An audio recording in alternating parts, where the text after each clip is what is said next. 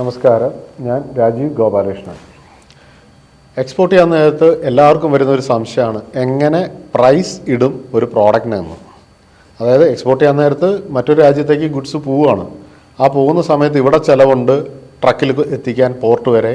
അത് കഴിഞ്ഞിട്ട് ചിലവുണ്ട് വെസലിൽ അല്ലെങ്കിൽ ഷിപ്പിൽ മറ്റൊരു രാജ്യത്തേക്ക് എത്തിക്കാൻ, പിന്നെ അവിടെ ഇറക്കുന്നതിനുള്ള ചിലവുണ്ട്. ഇതൊക്കെ വരുമ്പോഴത്തേക്ക് എങ്ങനെയാണ് ഈ പ്രോഡക്റ്റിനൊരു വില ഇടുക എന്നുള്ളത് ഭയങ്കര കൺഫ്യൂഷനാണ്.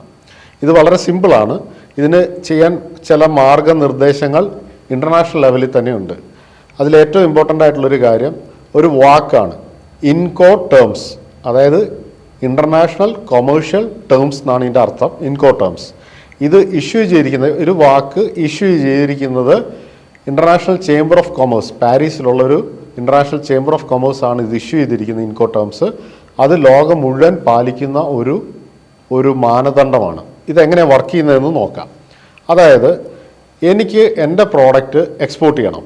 ഈ പ്രോഡക്റ്റ് ഒരു സ്പൈസസ് ആണ്. ഇത് ഇരിക്കുന്നത് കട്ടപ്പന എന്ന് പറഞ്ഞ സ്ഥലത്ത് കേരളത്തിലാണ് ഇരിക്കുന്നത്. കട്ടപ്പനയിൽ നിന്ന് എനിക്കിത് ഷിക്കാഗോയിലേക്കാണ് എക്സ്പോർട്ട് ചെയ്യേണ്ടത്, അമേരിക്കയിൽ. അപ്പം ഈ പ്രോഡക്റ്റിന് ഞാൻ വിലയിടുമ്പോൾ വിലയുടെ കൂടെ EXW കട്ടപ്പന എന്നിടുക. അതിനർത്ഥം EXW എന്ന് വെച്ചാൽ എക്സ് വർക്ക്സ്. അതായത് കട്ടപ്പനയിൽ എൻ്റെ ഫാക്ടറിക്ക് വെളിയിൽ അല്ലെങ്കിൽ എൻ്റെ വെയർഹൗസിന് വെളിയിൽ ഞാൻ ഈ പ്രോഡക്റ്റ് തരുമ്പോഴുള്ള വിലയാണ് ഈ വില എന്ന് കസ്റ്റമർക്ക് മനസ്സിലാവും. കാരണം ലോകം മുഴുവനും EXW അല്ലെങ്കിൽ എക്സ് വർക്ക്സ് എന്നുള്ള വാക്ക് ഉപയോഗിക്കുന്നതാണ്. അപ്പോൾ എക്സ് വർക്ക്സ് കട്ടപ്പന എന്ന് പറഞ്ഞാൽ കട്ടപ്പനയിൽ എൻ്റെ ഫാക്ടറി അല്ലെങ്കിൽ വെയർഹൗസിന് വെളിയിൽ തരുന്നു എന്നർത്ഥം. ഇനി ഇതേ ഉൽപ്പന്നം ഞാൻ കട്ടപ്പനയിൽ നിന്ന് ഏറ്റവും അടുത്തുള്ള തുറമുഖമായിട്ടുള്ള കൊച്ചിയിലേക്ക് എത്തിക്കുന്നു. കൊച്ചിയിൽ കസ്റ്റംസ് ക്ലിയറൻസ് കംപ്ലീറ്റ് നടത്തിയ ശേഷം ഇത് വെസലിൽ ലോഡ് ചെയ്യുമ്പോൾ ഉള്ള കോസ്റ്റ്. അപ്പോൾ ഇവിടെ നോക്കണം, കട്ടപ്പനയിൽ നിന്ന് കൊച്ചി വരെ എത്തിക്കുന്ന ഒരു കോസ്റ്റ് ഉണ്ട്, അവിടെ കസ്റ്റംസ് ക്ലിയറൻസിൻ്റെ ഒരു കോസ്റ്റ് ഉണ്ട്. ഈ കോസ്റ്റ് എല്ലാം കഴിഞ്ഞ് വെസലിൽ ലോഡ് ചെയ്യുന്നുണ്ട്.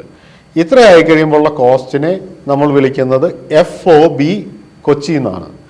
ഫ്രീ ഓൺ ബോർഡ് എന്നാണ് ഇതിൻ്റെ അർത്ഥം. ഇങ്ങനൊരു വാക്കും കൂടി നമ്മുടെ വിലയുടെ കൂടെ ഇട്ട് കൊടുത്തു കഴിഞ്ഞാൽ ഫോറിൻ കസ്റ്റമറിന് മനസ്സിലാവും വെസലിൽ കയറ്റി വെച്ചിരിക്കുന്നിടം വരെയുള്ള റേറ്റാണ് കിട്ടിയിരിക്കുന്നതെന്ന്. ഇനി മുന്നോട്ട് വീണ്ടും നമുക്ക് ചിന്തിക്കാം, ഇതേ ഉൽപ്പന്നം നമുക്ക് ന്യൂയോർക്ക് വരെ ബൈ സീ എത്തിക്കണം, കടൽ വഴി എത്തിക്കണം. അങ്ങനെയെങ്കിൽ അഡീഷണൽ ആയിട്ട് എന്ത് വരും?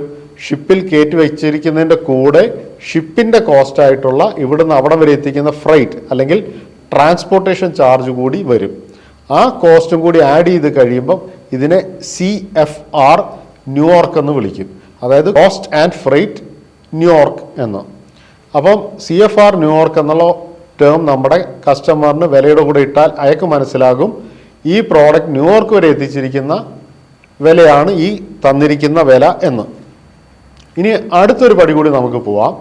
ഈ പ്രോഡക്റ്റ് ന്യൂയോർക്ക് വരെ ഏതായാലും എത്തിക്കുകയല്ലേ, ഇതിൻ്റെ കൂട്ടത്തിൽ ഇൻഷുറൻസും കൂടി ഒന്ന് ആഡ് ചെയ്താലോ? എന്തെങ്കിലും ഒരു പോരായ്മ, അതായത് ഷിപ്പ് മുങ്ങുകയോ കണ്ടെയ്നർ പൊട്ടിയോ അല്ലെങ്കിൽ എന്തെങ്കിലും നമ്മൾ പ്രതീക്ഷിക്കാത്ത കാര്യങ്ങൾ സംഭവിച്ച് ഈ കാർഗോയ്ക്ക് എന്തെങ്കിലും പറ്റിയാൽ അതിൻ്റെ ക്ലെയിം കിട്ടാൻ വേണ്ടിയിട്ട് ഒരു ഇൻഷുറൻസും കൂടി എടുത്തു കഴിഞ്ഞാൽ നമുക്കിതിനെ CIF എന്നാക്കാം. Cost insurance freight. അതായത് ന്യൂയോർക്ക് വരെ എത്തിക്കുന്ന ട്രാൻസ്പോർട്ടേഷൻ കോസ്റ്റ് ഉണ്ട്, പ്ലസ് ഇൻഷുറൻസും കൂടിയുണ്ട്. അപ്പം CIF ന്യൂയോർക്ക് എന്നിട്ട് നമ്മൾ കൊടുക്കുന്നു. അപ്പോൾ വില CIF ന്യൂയോർക്ക് കാണുമ്പോൾ കസ്റ്റമറിന് മനസ്സിലാവുന്നു ഇത് അവിടം വരെ എത്തിക്കുന്ന ഇൻഷുറൻസ് ചേർത്തിട്ടുള്ള വിലയാണെന്ന്. ഇങ്ങനെ ഒത്തിരി ഇൻകോ ടേം ഉണ്ട്. ഇവിടെ ഞാൻ പ്രധാനമായിട്ട് 4 പറഞ്ഞിട്ടുള്ളൂ: X works, FOB, CFR, CIF. കാരണം മിക്കവാറും എക്സ്പോർട്ട് ഇമ്പോർട്ട് നടക്കുന്നത് ഈ ഇൻകോ ടേംസിലാണ്. ഇനി ഇത് കൂടാതെ ഒട്ടേറെ 8-10 ഇൻകോ ടേംസ് വേറെയുണ്ട്. അവ ചിലതൊക്കെ റെയിൽ മാർഗം, റോഡ് മാർഗം ഒക്കെ ട്രാൻസ്പോർട്ട് ചെയ്യുന്നതിനാണ്. അത് പിന്നീട് ഒരു അവസരത്തിൽ ഞാൻ കൂടുതലായി പറയാം. എന്തുവാണെങ്കിലും ഒരു എക്സ്പോർട്ടർക്ക് തുടങ്ങാൻ വേണ്ടുന്ന എല്ലാ ലെവലിലുള്ള ഇൻകോ ടേംസും ഇപ്പം ഞാനിവിടെ സംസാരിച്ചിട്ടുണ്ട്. അപ്പം ഇനി വിലയിടുമ്പോൾ ശ്രദ്ധിച്ചുകൊള്ളുക, ഇൻകോ ടേമും കൂടി ചേർത്ത് നിങ്ങൾ വിലയിട്ട് കൊടുത്തു കഴിഞ്ഞാൽ കസ്റ്റമറിന് മനസ്സിലാകും. പിന്നെ ഈ ഇൻകോ ടേം അനുസരിച്ചാണ് നിങ്ങളുടെ ഉത്തരവാദിത്തം. അതായത് FOB കൊച്ചി ആണെങ്കിൽ കൊച്ചി വരെയുള്ള ഉത്തരവാദിത്വം നിങ്ങൾക്കാണ്, CFR ന്യൂയോർക്ക് ആണെങ്കിൽ ന്യൂയോർക്ക് വരെയുള്ള ഉത്തരവാദിത്വവും നിങ്ങൾക്കാണ്. അപ്പോൾ ഈ ഉത്തരവാദിത്വവും ചെലവും മനസ്സിലാക്കിക്കൊണ്ട് വിലയിട്ടാൽ നിങ്ങൾക്ക് ധൈര്യമായി മുന്നോട്ട് പോകാം. ധൈര്യമായി മുന്നോട്ട് പോകൂ, എക്സ്പോർട്ട് ചെയ്യൂ, വിജയം നേടൂ. നന്ദി, നമസ്കാരം.